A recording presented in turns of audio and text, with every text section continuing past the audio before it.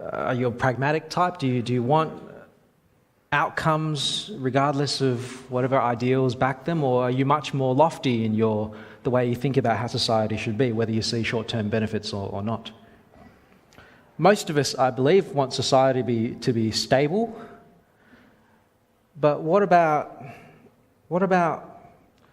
how does your ideal system handle things like inequality? Like, what happens when things go wrong for somebody and you find yourself in a terrible situation where you're vulnerable and you're stuck there without a lot of power to get yourself back up? What are the obligations of our society to help you or not to help you, and why? What do you want your borders to be like? Are there hard boundaries in place? How does an outsider come in? And how do you relate to the outsider that's amongst you? We ask those questions in various forms, and I suspect societies everywhere wrestle with those kinds of things. And all sorts of policies are around reflecting different answers to those kinds of questions. It's one thing to come from a perspective of privilege, where you're fairly safe and secure, you're part of the established bulk of the group. I think you might see things differently if you were trying to answer those questions from someone's point of view whose position was a lot more tenuous. You know, if you're the one who needs help, if you're the one with no assets, no cultural capital to draw on, if you're the foreigner seeking asylum, then suddenly you might appreciate how society ought to be a lot more compassionate than if the shoe's on the other foot and you're the one doing the giving and the helping. Where we're up to today, our story in Ruth chapter 2, Ruth finds herself in a very vulnerable situation in a new society. She's the foreigner. She's in a country she doesn't know. She's recently widowed, and she's without her family. Her own mum and dad are miles away, and the only family she's got here is her mother-in-law, Naomi, who's also dependent on Ruth. And somehow Ruth's got to find a way to put bread on the table for not just herself, but her mother-in-law. That's why she's here. Her mother-in-law, Naomi, decided to go back to her home country. We read about Naomi's tragic circumstances in Ruth chapter 1, where, as Pete recapped for us in the kids' story, which is very helpful, they'd moved as a family. Ruth and her husband, Naomi and her husband, had moved to Moab, but tragically her husband passed away. She had two sons who grew up and got settled in Moab, and they too passed away. And she has no one else left in the world except one of her daughters-in-law, Ruth, who chooses to stick with her, no matter what, to make sure this older woman's going to be okay. So Naomi decides to leave Moab and to go back to Israel, bringing Ruth with her. Ruth's left her home country to try to take care of Naomi, and both women are grieving. One's lost her husband, the other one's lost her sons. But the more imminent problem for these two displaced women is, how are we going to get by? How do we survive now that the men in the family are gone? Remember, this is the Near East, 3,000 years ago, and women's roles in societies was much more traditional than egalitarian. You can't just go and find a job. There's no seek.com. There's no, pathways to higher education or vocational training. For the most part, people survived by working the land in an agrarian society. And while Naomi, the mother-in-law, she had a stake in Israel. She was from there. Her husband probably had ownership rights of some land in Israel, still held in trust in his name, and would have been retained by Naomi now that they're returned. I imagine that's the property Naomi and Ruth are staying in now that they're back in Israel, but they've been away from Israel for so long. We're talking over 10 years. I imagine the place they're staying in is in a state of disrepair. Now think about it. If today, this afternoon, you go home, you choose to pack up, lock the front door, and walk away for 10 years before coming back, who knows what you're coming back to? Because anything could have happened in that time. And their land, while it may have had fields and room to plant crops, we're told they arrived back in town at the time of the barley harvest. It would have been just left fallow, I imagine, for all that time. No one's been there, no one's sown any seed, no one's ploughed those fields in years. No one's been tending and watering or looking after the place, which means if nothing was sown, there's nothing to harvest. There's nothing to eat. What are they going to do? Naomi, the mother-in-law, she sounds like she's too old to go about finding work. She's in the stage of life where she would have been looking forward to being a grandmother, not trying to scratch together a living. And Ruth, she is a foreigner who has no contacts, no friends, no social network here. She's pretty much alone. And she's from Moab, of all places, which wouldn't have earned her any brownie points at all, because Moab was historically an enemy of Israel and still was at the time of when she was visiting. Who's going to trust? Who's going to befriend a Moabite? She has no cousins, no family networks, no one to protect her if someone had it in mind to harm her. But at the same time, you can't just sit there and do nothing, can you? You'd starve. There's no Centrelink, no unemployment benefits, no work for the dole scheme.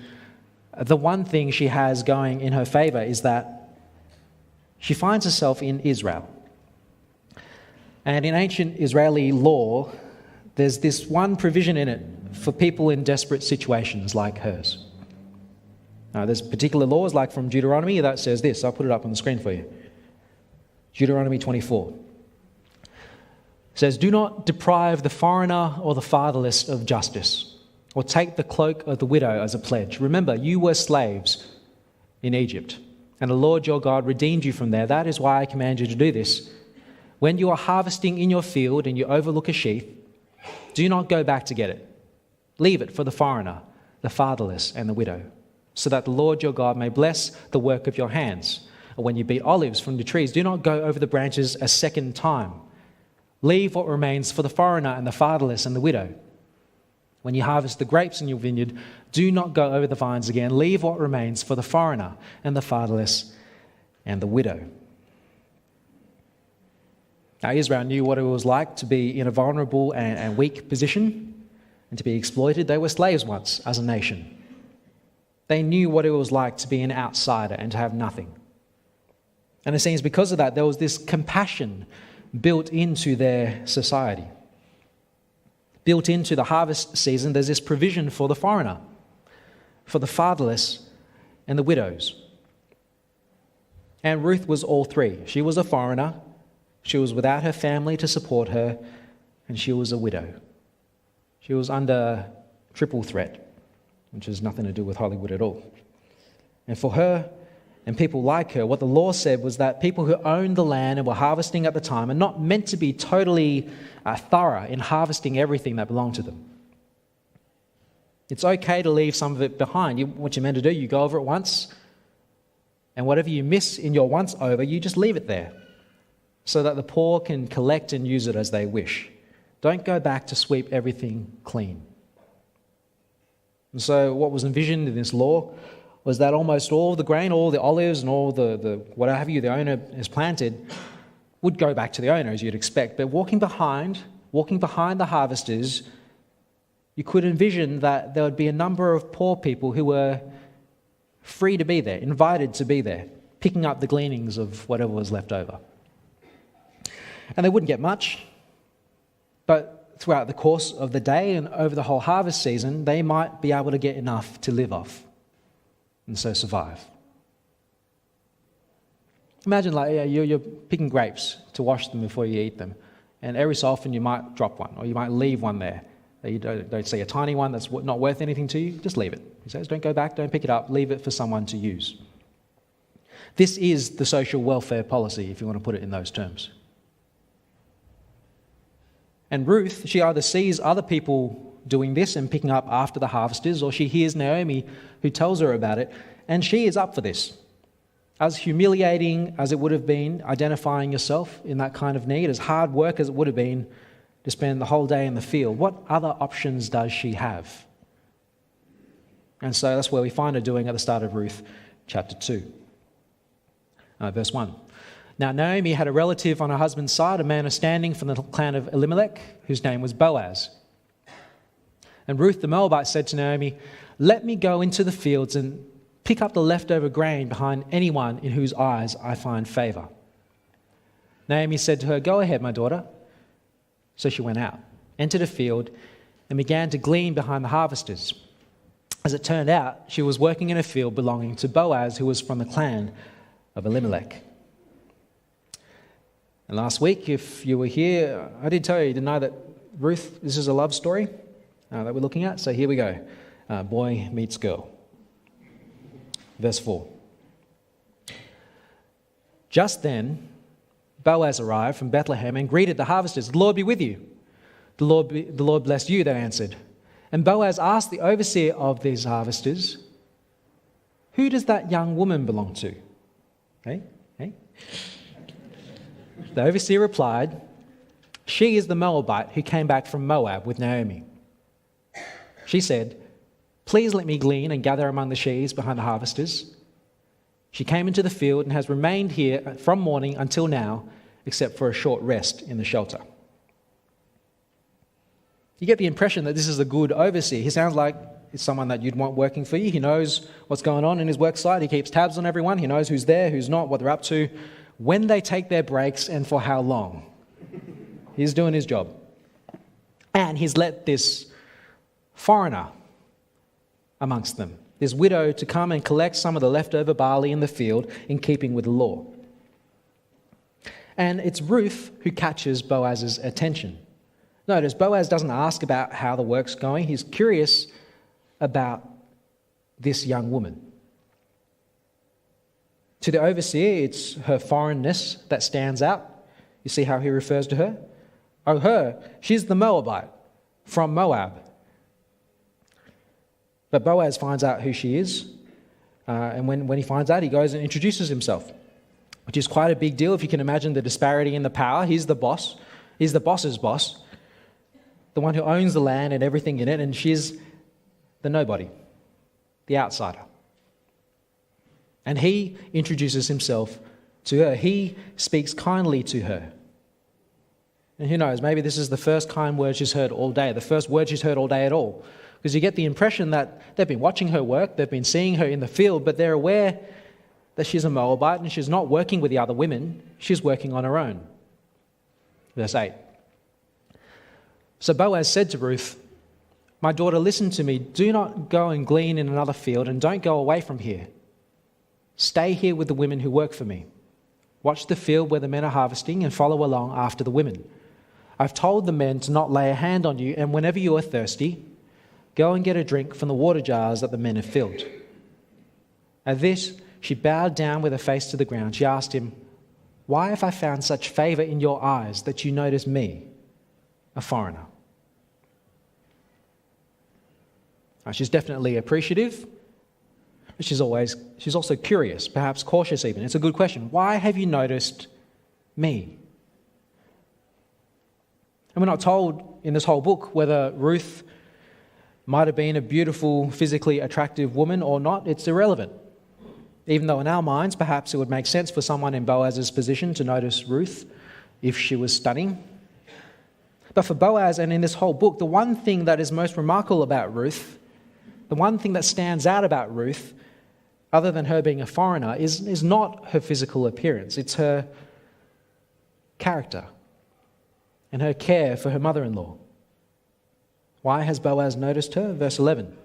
Boaz replied, "I've been told all about what you've done for your mother-in-law since the death of your husband, how you left your father and your mother and your homeland and came to live with a people you did not know before. May the Lord repay you for what you've done. May you be richly rewarded by the Lord, the God of Israel, under whose wings you've come to take refuge." And Ruth says, "May I continue to find favor in your eyes, my Lord. You have put me at ease by speaking kindly to your servant, though I do not have the standing of one of your servants." Not only does Boaz let her stay, as you continue reading this story, he goes above and beyond, much more than what the law required. Take a look at what he does for her. You see it in verse 14. At mealtime, Boaz says to her, "Come over here, have some bread and dip it in the wine vinegar."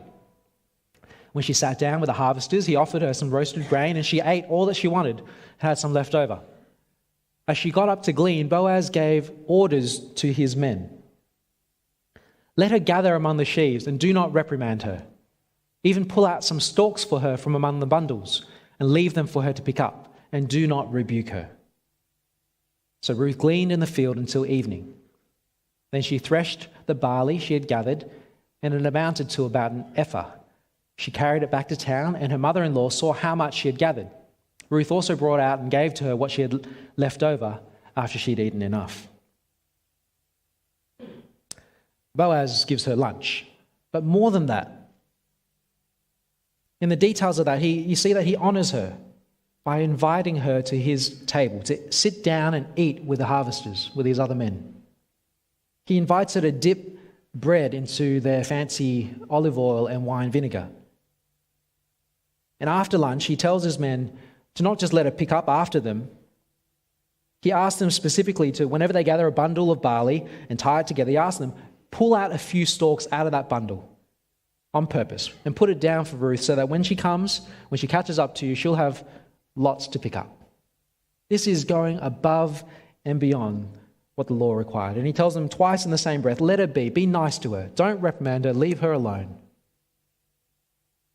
And so Ruth ends up gathering this ridiculous amount of food. 1 ephah, which is something like 13 kilos of usable grain at the end of the day.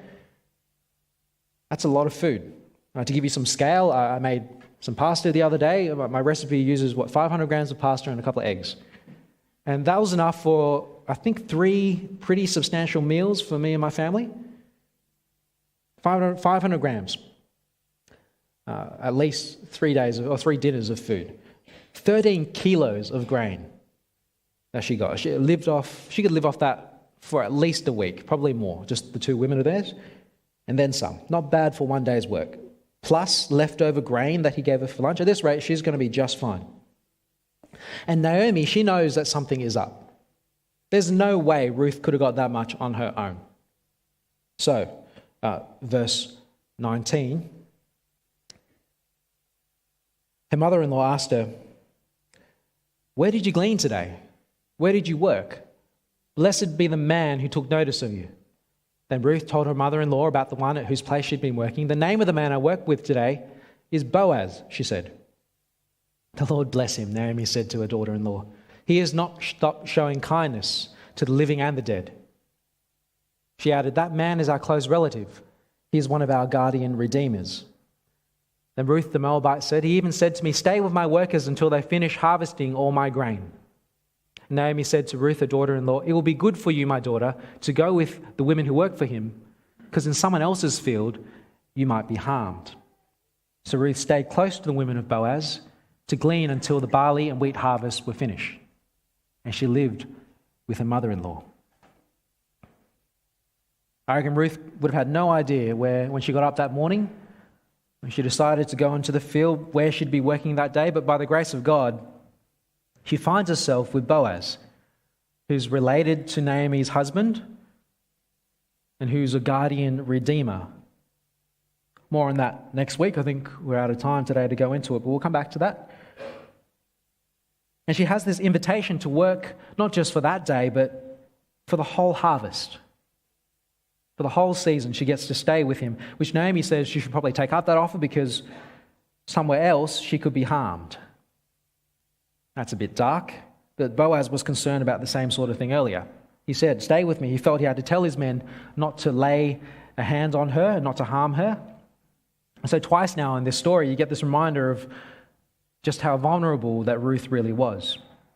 I don't know the state of what the community was like at the time. Maybe there were people around who would take advantage of someone like Ruth, either because she's a foreigner or because she was a young woman on her own.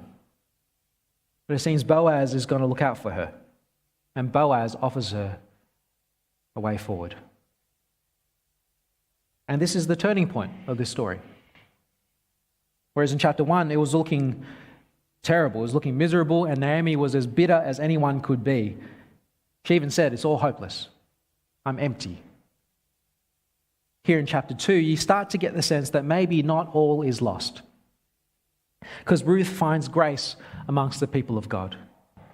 Grace that meets her at a point of need. And we'll continue the story next week, but I wonder, even from today, from what we've read and what you've heard this morning, where your thoughts and reflections have taken you. Perhaps you've been prompted to think about what kinds of outsiders and vulnerable ones we have in our midst. And maybe God's brought to mind some individuals or some groups of people who you have a growing awareness of, people who have some real needs. And maybe you've been reminded about God's concerns for those who are vulnerable as reflected in his law. Or you've been impressed by the character of Boaz, who goes beyond just the letter of the law. He embodies the heart of God that's behind this law to show grace above and beyond what grace is to someone who's an outsider. I wonder, how good are we at helping people feel like they belong? Particularly here in our church community, but I think it extends out to wherever we have our spheres of influence. Do you notice the outsider? Do you see them? Whether they're new or they've been here for months, do you see them? And what would you do to help put them at ease? Would you start by just even introducing yourself, to start by speaking kindly to them? Because we want to be a community where people come and whoever they are, hopefully they're able to find grace. They're invited to stay and to find their place here with us. No matter what ethnicity they might be, whatever usual divides that keep people apart. It could be different stages in life that people are in. It could be gender or social class or appearance or disability or wealth or religion or political views. Or whatever reason someone just looks too hard or too difficult for us to bother with. And we don't just have the law of God that reflects to us what God's character is. We have more than that. This side of salvation history, we also have the gospel of Jesus. We have Jesus who, as you look at him, you see a God of grace. You see the one who goes above and beyond to show grace to us outsiders. He pays what it costs in Jesus' death, and he invites us to belong. Not because we deserve it, not because he's impressed by our character or our love. It is out of who he is. He who is merciful and gracious. That's what our God is like. And that's how he's related to us. And if he's redeemed us from our trouble, if he's done that for us, that has to impact how our community relates to each other and the posture that we take to everyone else. We may or may not be able to influence our country's political systems to reflect what we think is our ideal. You're going to have varying degrees of success in that. And maybe trying for political solutions to what really are spiritual problems are never going to work. But as followers of Jesus, at least our life together, our church and our small groups in our community, we need to reflect Jesus' heart. The heart of the Father is full of grace and truth. We have Hospitality Sunday coming up, which is a perfect opportunity to practice helping people feel a sense of real belonging. And don't stop there. Let's take the grace that we enjoy, the grace that God pours out on us, and let it overflow to the people around us who need it. Amen.